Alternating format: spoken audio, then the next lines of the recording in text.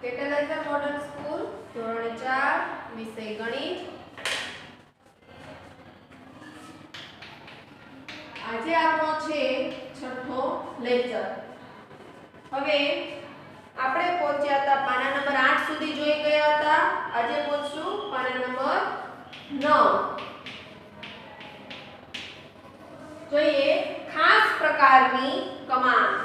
Heading આપવાનું તમારી નોટબુકમાં, ખાસ પ્રકારની કમાન।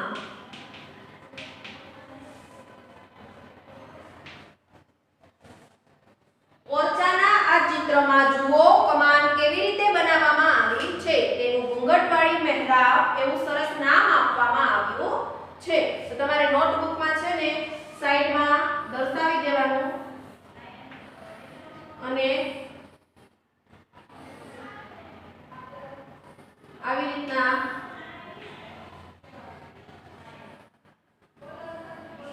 બરાબર। હવે નીચે તમને આપેલું છે તમારી નોટબુકમાં, પાઠ્યપુસ્તકમાં એરો કરીને આપેલું છે, તમે જોઈ શકો છો। શું આપેલ બાળીની જાળી સુંદર નથી? તો તમારે પેલો સવાલ કરીને લખવાનું છે કે શું આપેલ બાળીની જાળી સુંદર નથી? તો તમારે લખવાનું કે હા આપેલ બારીની જાળી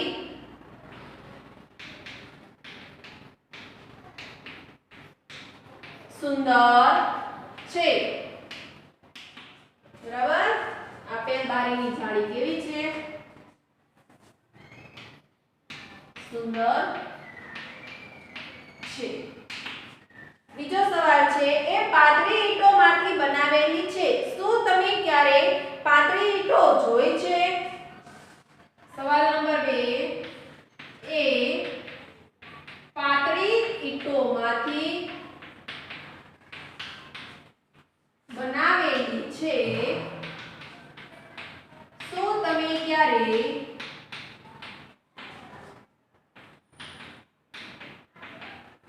પાતળી ઈંટો જોઈ છે?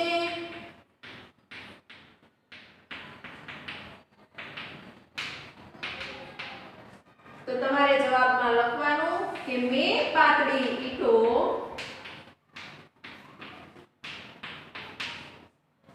જૂની ઇમારતો,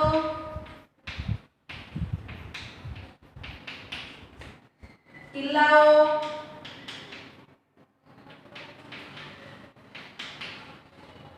અને મહેલોની બારીમાં જોઈ છે। આવી રીતના તમારે આ કમાન, ખાસ પ્રકારની કમાન એવું હેડિંગ આપવાનું, ઉપર લખવાનું પાના નંબર 9 અને આવી રીતના દોરીને તમારે નીચે આ બે સવાલ લખવાના છે। તમારે બાજુમાં લખવાના નથી, નીચે લખવાના છે। તો આવી રીતના લખવા। હવે જોઈશું આપણે પાના નંબર 10। તો પાના નંબર 10 માં તમને ઘણા બધા પ્રકારની ઈંટો આપેલી છે। તો તમારે ઈંટો બધી વ્યવસ્થિત રીતે દોરવાની છે તમારી। બાકી બુકમાં ઉપર હેડિંગ આપજો પાના નંબર 10। પાના નંબર 10 કરી હેડિંગ આપી અને લખવાનું છે। જો શું આપ્યું છે? જાગૃતિ શાળાના કડિયા જમાલ અને કાલુ એ જણાવ્યું કે તેમના દાદા પરદાદા જુદા જુદા પ્રકારની ઈંટોનો ઉપયોગ કરતા। તેમાંથી કેટલાક નમૂના ચિત્રમાં દર્શાવેલ છે। જાગૃતિ શાળા બનાવનાર 3 જમાલ, કાલુ ને પિયાર, એમાંથી જમાલ અને કાલુ શું કહે છે કે અમારા દાદા પરદાદા કે જુદા જુદા પ્રકારની ઈંટો બનાવતા। તેમાંથી ઘણા નમૂના નીચે પ્રમાણે તમને આપ્યા છે। તો તમારે એ પહેલા 8 નમૂના આપ્યા છે તે દોરવાના છે। તો પહેલા આવી રીતના ત્રાસુ, એક લંબચોરસ, પછી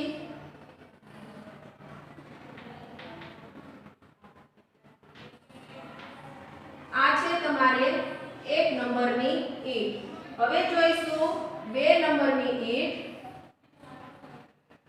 કે જે તમને આવી આવી આપેલી છે આ છે 2 નંબરની ઈંટ તમારે પેન્સિલ સ્કેલનો ઉપયોગ કરવો એમ દોરવાની નથી આ છે 3 નંબરની ઈંટ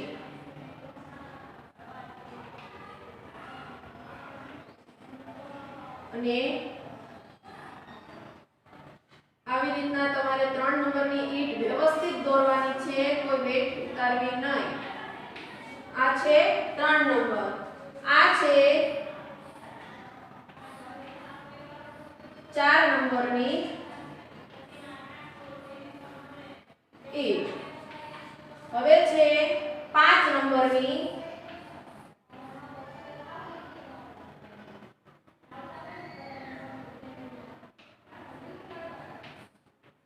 આ છે 5 નંબરની આ છે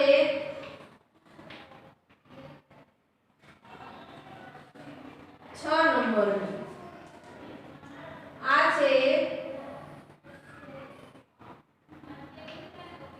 7 નંબરની અને આ છે 8 નંબરની બરાબર આવી રીતના વ્યવસ્થિત 8 એ 8 ઈંટો તમારે તમારી નોટબુકમાં દોરવાની છે હવે છે તમારો પહેલો સવાલ આમાંથી કઈ ઈંટોની ધાર વળાંકવાળી છે તો નંબર 1 કરીને લખવાનું કે આમાંથી કઈ ઈંટોની ધાર વળાંકવાળી આમાંથી કઈ ઈંટોની ધાર વળાંકવાળી છે તો તમારે લખવાનું છે જવાબમાં કે આમાંથી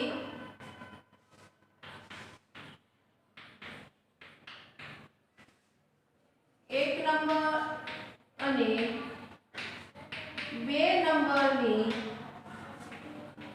ઈંટોની ધાર વળાંકવાળી છે બરાબર હવે છે સવાલ નંબર 2 સૌથી મોટી ઈંટની કેટલી બાજુ તમને દેખાય છે તો લખવાનું જવાબમાં સૌથી મોટી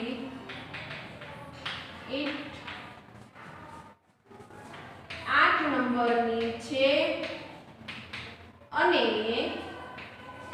તેની 2 બાજુ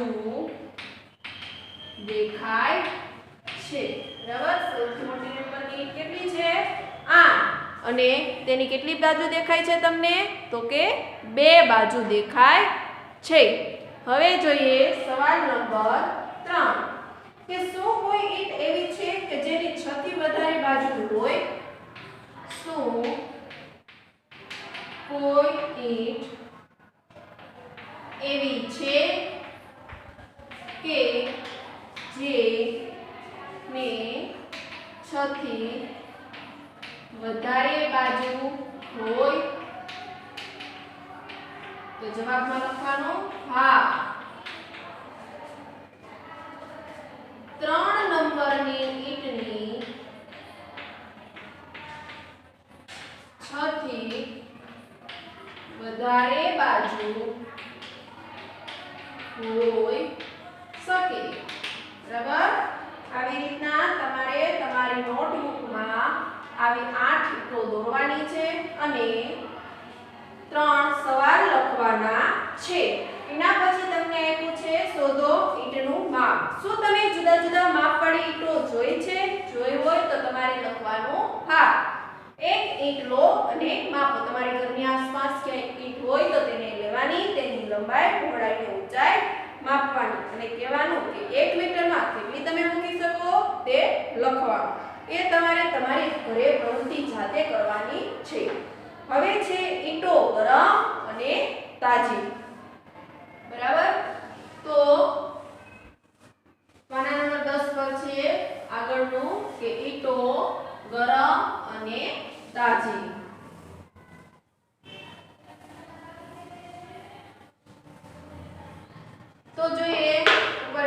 દેજો ઈંટો ગરમ અને તાજી. ગણેશ અને સાહેબા ઈંટો બનાવતી ભઠ્ઠીની નજીક રહે છે. ગણેશ અને સાહેબા નામના વ્યક્તિ જ્યાં ઈંટોની ભઠ્ઠી બને છે, ઈંટોની ભઠ્ઠી છે ત્યાં જ રહે છે. શું તમે અંદાજ લગાવી શકશો કે અહીં દર્શાવેલ ધુમાડિયું કેટલું ઊંચું છે? આ ધુમાડિયું. તમારે સવાલ લખવો પડે. તો સવાલ લખો. શું તમે અંદાજ લગાવી શકશો કે અહીં દર્શાવેલ ધુમાડિયું કેટલું ઊંચું છે? તમને નીચે ઓપ્શન આપેલા છે. આશરે 5 મીટર. તમને ખબર હોવી જોઈએ કે 1 મીટર બરાબર 100 સેમી, તો 5 મીટર બરાબર 500 સેમી. બ છે આશરે 15 મીટર. તો 15 મીટર બરાબર કેટલા સેમી? તો કે 1500 સેમી. અને ક છે આશરે 50 મીટર. તો 1 મીટર બરાબર 100 સેમી, તો 50 મીટર બરાબર 5000 સેમી. તો જવાબમાં આવશે આશરે 50 મીટર. આવી રીતના તમારી નોટબુકમાં તમારે લખવાનું છે અને વ્યવસ્થિત રીતે લીટી કરવાની છે. હવે તમને પાના નંબર 11. હવે આપણે જોવાનું છે પાના નંબર 11.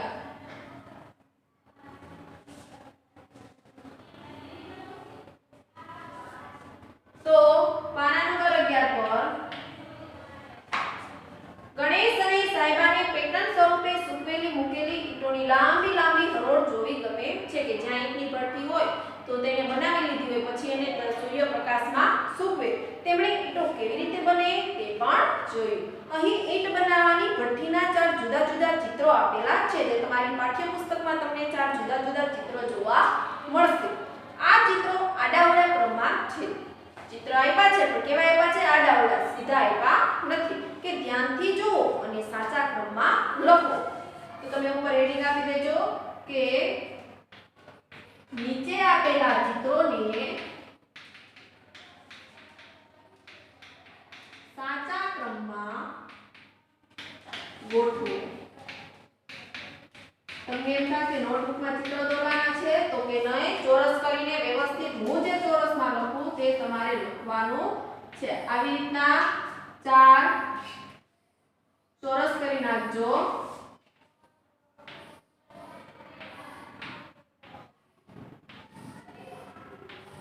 બરાબર, 4 ચોરસ થઈ જાય ને તેની અંદર લખવાનું છે કે શું આપ્યું છે તમને. પહેલા શું આપેલું છે કે ઈંટોની હરોળ ગોઠવેલી છે. લખવાનું તૈયાર ઈંટોની હરોળ છે. બીજું તમને આપ્યું છે જો એક ભાઈ છે તે ગારો છે તે ઈંટના બીબામાં નાખે છે. તો લખવાનું કે બનાવેલો ગારો ઈંટના બીબામાં નાખે છે. ત્રીજું છે નહીં, બીજું તમને શું આપ્યું છે કે બનાવેલ ઈંટને સૂર્યપ્રકાશમાં સૂકવે છે. તો લખવાનું છે ઈંટને સૂર્યપ્રકાશમાં સૂકવે છે. પછી આપ્યું છે કે બનાવેલો ગારો ઈંટના બીબામાં નાખે છે. ને છેલ્લે તમને આપ્યું છે કે માટી ખોદે છે.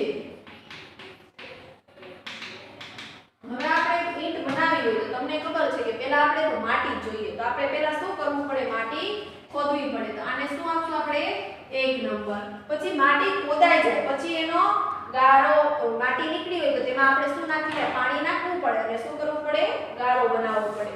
તો કે ઈંટના બનાવેલો ગાળો ઈંટના બીબામાં નાખીએ છીએ તો 2 નંબર. પછી ઈંટના બીબામાં નખાય છે તેને સૂર્યપ્રકાશમાં સુકવવું પડે તો કે 3 નંબર. અને છેલ્લે ઈંટોની તૈયાર હરોળ બને છે તો કે 4 નંબર.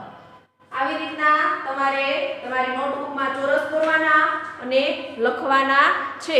હવે એની નીચે છે કે જમીનમાંથી ખોદીને કાઢેલ માટીમાંથી ઈંટ કેવી રીતે બને? તમે શું વિચારો છો?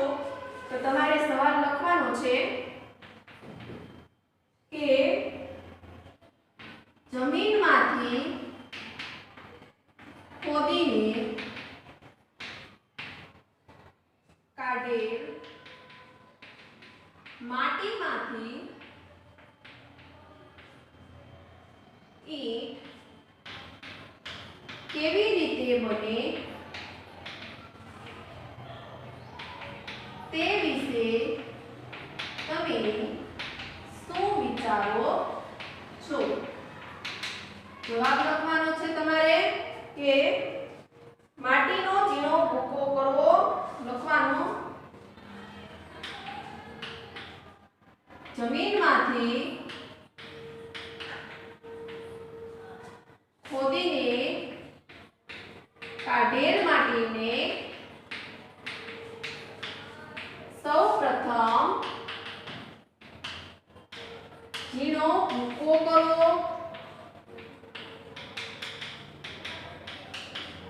તેમાં પાણી ઉમેરી અને ટીપીને જાડો ગારો બનાવો.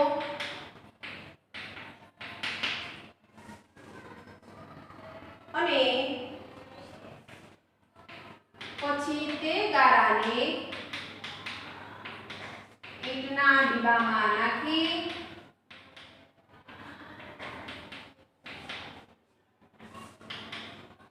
સૂર્યપ્રકાશમાં ઢાળી અને ત્યારબાદ ભઠ્ઠીમાં શેકો. બરાબર? આટલી પ્રક્રિયા કર્યા બાદ ઈંટો તૈયાર થાય છે. હવે આ રીતે તમારું પાના નંબર 11 પૂર્ણ થાય છે. તમારે નોટમાં આવી રીતના લખવાનું છે. હવે આપણે જોઈશું પાના નંબર 12. તો પાના નંબર 12 પર છે તમને ઈંટોનો ભાવ આપેલો છે. 1000 ઈંટોનો ભાવ આપેલો છે અને તેના પરથી તમને જેટલી ઈંટોનો ભાવ કીધો હોય તો તે શોધવાનો. તો આપણે જોઈશું પાના નંબર 12. પાના નંબર 12 છે કે શું તમે ઈંટો બનાવવાની ભઠ્ઠી જોઈ છે? શું તમે ભઠ્ઠીમાં કેટલી સંખ્યામાં ઈંટો મૂકેલ છે તેનો અંદાજ ગોઠવો. જો જોઈ હોય તો તમારે લખવાનું. ભારતમાં અસંખ્ય ઈંટોની ભઠ્ઠી છે. હજારોની સંખ્યામાં 100,000 થી પણ વધારે. તમે કલ્પના કરી શકો કે આ આંકડો કેટલો મોટો છે? તમે 1 લાખ પણ કહેવાય. શું તમે લખવાનો પ્રયત્ન કરી શકો છો? તમારા મિત્રોને પૂછો. તમારી નોટબુકમાં તમારે એરો કરીને લખવાનું છે 100,000. 100,000 એટલે કે 100 એટલે તો પહેલા 100 લખવાના અને પછી એની પાછળ 1000 એટલે 3 મીંડા. તો કેટલા થાય? તો કે એકમ, દશક, 100, 1000, 10,000 ને લાખ. કેટલા થયા? લાખ. 100 નીચે ટીક આપી દેવાનું છે. 100. નીચે આપેલ ચિત્ર જુઓ, અનુમાન કરો કે આ ટ્રક કેટલી ઈંટો લઈ જાય છે અને કોઈ ટ્રક ડ્રાઈવરને પણ પૂછીને શોધવાનો પ્રયત્ન કરો કે તેઓ એક ટ્રકમાં કેટલી ઈંટો લઈ જઈ શકે. મૌખિક ગણો.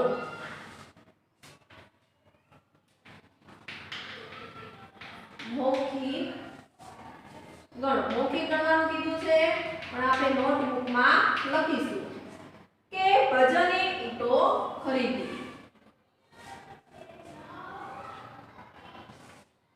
વજને ઈંટો ખરીદી. વજન ઈંટો ખરીદવા ગયો જ્યાં 1000 લેખે ઈંટોના ભાવ આપેલા હતા. વિવિધ પ્રકારની ઈંટો અલગ અલગ ભાવની હતી. તો લખવાનું છે 1000 ઈંટોનો ભાવ આપેલો છે. તો જૂની ઈંટો છે 1200 રૂપિયાના ભાવની. તો જૂની ઈંટો રૂપિયા 1200 કે જે તમને 1000 ઈંટનો ભાવ આપેલો છે.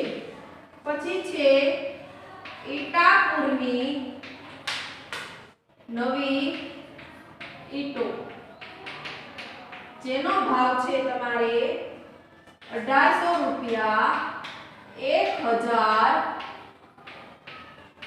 ઈંટના. પછી છે બ્રિકાબાદની નવી ઈંટો જેનો ભાવ છે 2000 રૂપિયા 1000 ઈંટના. હવે તમને નીચે એક સવાલ આપેલો છે કે ભજને બ્રિકાબાદની નવી ઈંટો ખરીદવાનું નક્કી કર્યું. તેણે 3000 ઈંટો ખરીદી તો તેણે કેટલી રકમ ચૂકવી? તો પહેલો સવાલ છે કે ભજને બ્રિકાબાદની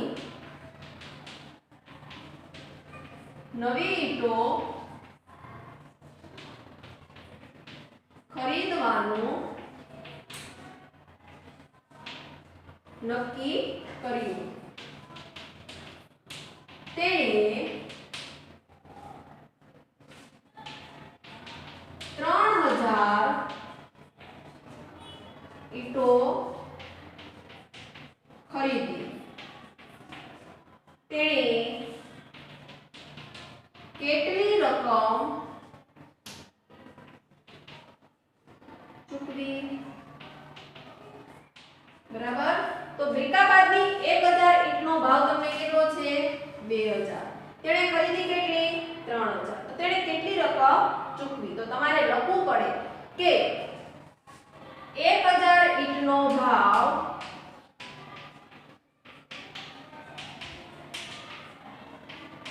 2000 રૂપિયા.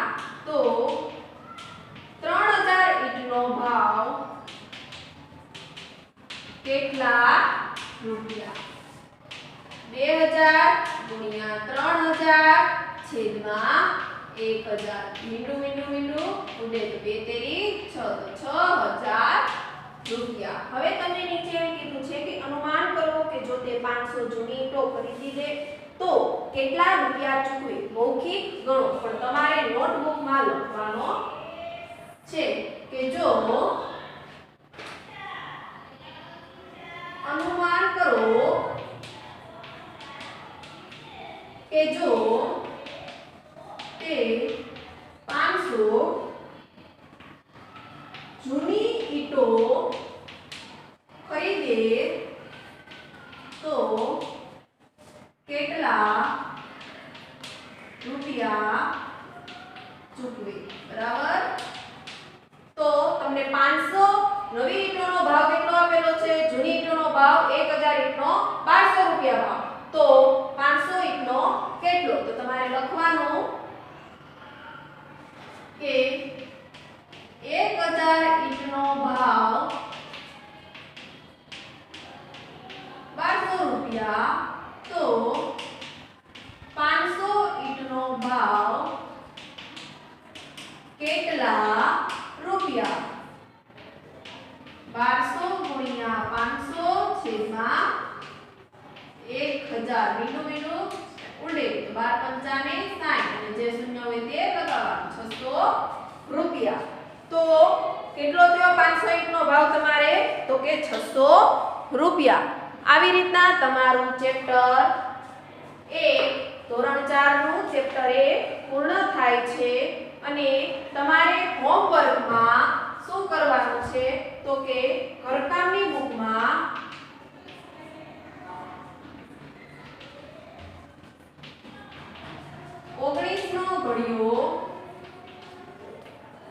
સ્વાર લખી મોઢે કરવું. આજે તમારું ચેપ્ટર 1 પૂર્ણ. હવે પછીના પીરિયડમાં ચેપ્ટર નંબર 2 છે લાંબુ અને ટૂંકું જોઈશું.